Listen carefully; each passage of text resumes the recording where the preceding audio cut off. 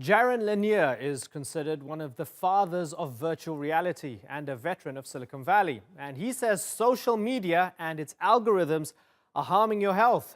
In his book, 10 Arguments for Deleting Your Social Media Accounts Right Now, Lanier contends that sites like Facebook and Twitter are dopamine farms that are reprogramming how you think and feel. He says they're also causing political instability and are changing the global economy for the worse.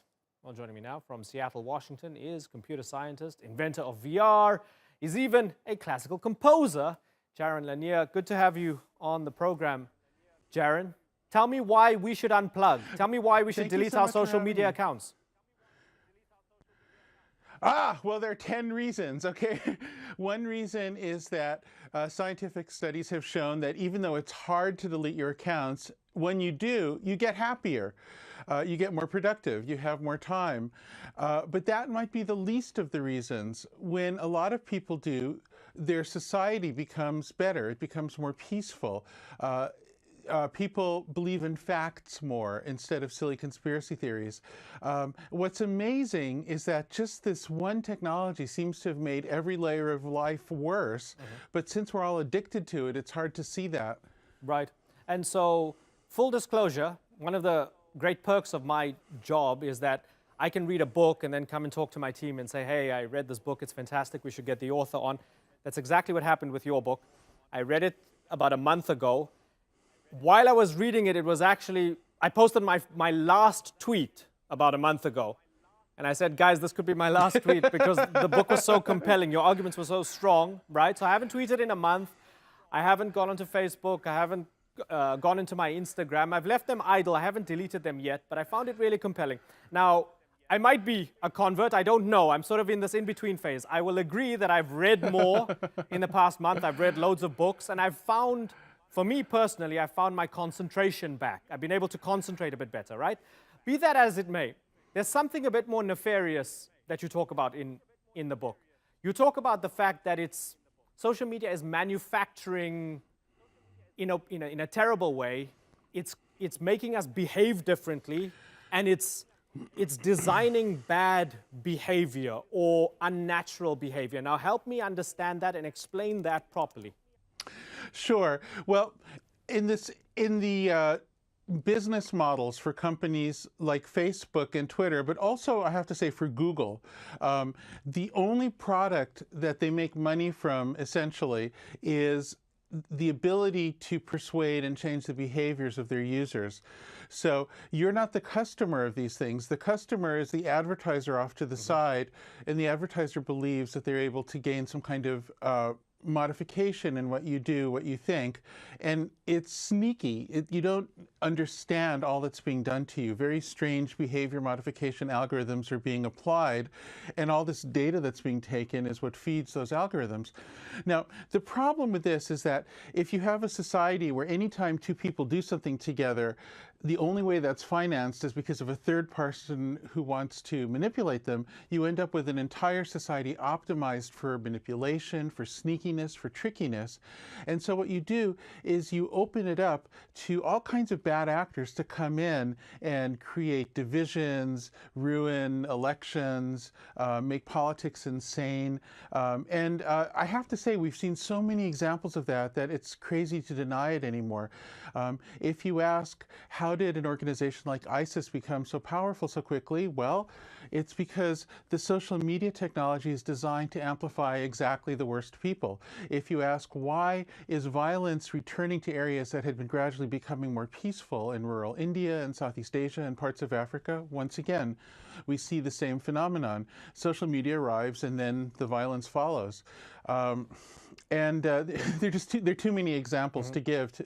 I think so the thing is, though, that people are genuinely addicted. The addiction is technically very similar to gambling addiction. Right. When somebody becomes addicted to gambling, they don't want to believe it. They think they're in control, but they're not. And so since everybody's addicted to this stuff, when you talk to them about it, it's very hard for them to understand because they're addicted. It's essentially a form of being hypnotized, but by a hypnotist who's working for somebody else. Right. It's a very strange situation. Okay, so we're addicted. That's fine. We get these dopamine hits from people liking our pouty selfies or, our posts of our kids or whatever, even if it's well-intentioned. we're addicted to our own echo chamber and people validating our thoughts and all of that. But on the other side of this, and this is a crucial point, whether it's Facebook or Twitter or Google and so on, are they deliberately, nefariously trying to modify our behavior and make us into bad, addicted people? Or is it just a byproduct of good intentions gone bad? This is a fascinating question. Okay, so the first president of Facebook, somebody named Sean Parker, now says that they understood they were intentionally doing something bad. But the thing is, I knew him at the time when Facebook was starting and he was the president of it.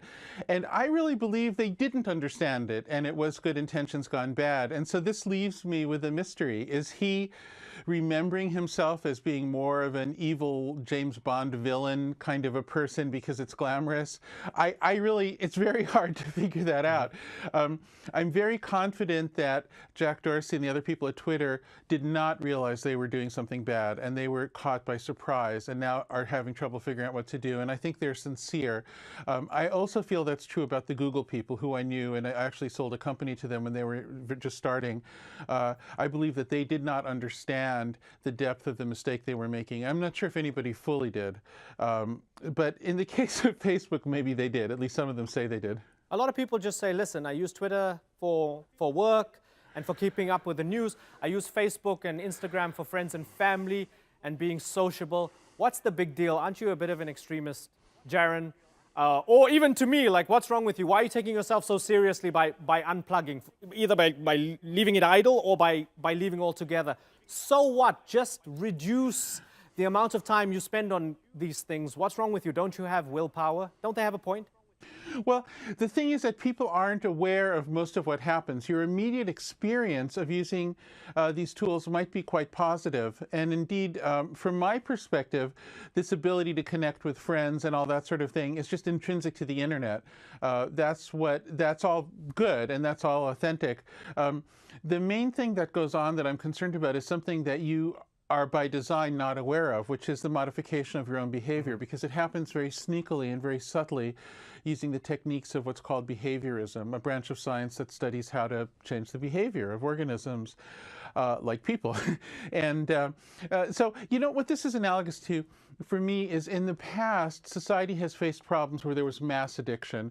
And even though everybody was addicted, and even though it was hard, we somehow were able to face up to it. And a very obvious example to me is cigarette smoking, which is greatly reduced, even though everybody used to smoke all the time everywhere. Another example is alcohol. We've had a campaign in most of the world to prevent people at least from driving drunk because it used to kill so many people. And actually that's worked, you know. That turned out to be intelligent and was accepted. So I think in the same way, when we start to have a wider realization of how troublesome these things are, not only will some people leave, but when those people leave, they'll create the space in the society for conversation. And I'm fully confident that these services will improve eventually, and they'll improve enough that I won't feel you need to delete them anymore. But right now, it really is important for the health of society for people to become aware of the degradation that's going on. For those who would say, well, if there are 1 billion people using a social media network and say 100 million of us stop posting that much and another 100 million delete, you still have 800 million people who are completely addicted and feeding the beast. And what impact is staying off social media going to actually have? Are they really going to listen in Google and Twitter and Facebook? Even if only a minority of people become skeptics of the social media technologies and delete their accounts, that minority is enough to have the conversation. Look, here's the analogy I would make. If absolutely every single person in a society is a drunk, it's going to be impossible to have a conversation about the problems of alcoholism, right?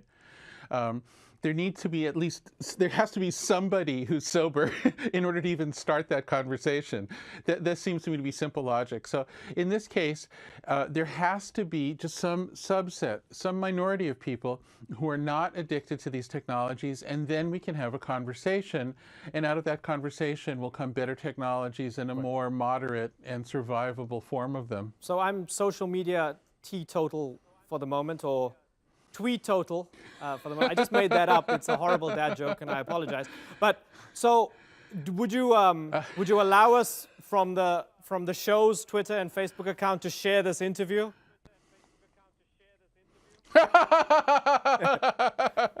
Well, look, I'll tell you one thing. I never tell anybody else what to do. In fact, in the book, I'm very clear, and I repeat it many times. I don't know you, and for an individual, it might be that keeping their social media accounts is the right idea or whatever. It's not my job to judge individuals, but it is your job to know yourself. It is your job to experience yourself without addiction. It is your job to make judgments. So I have to leave it to you. Okay, we're gonna share the interview. Jaron, it's been a pleasure talking to you.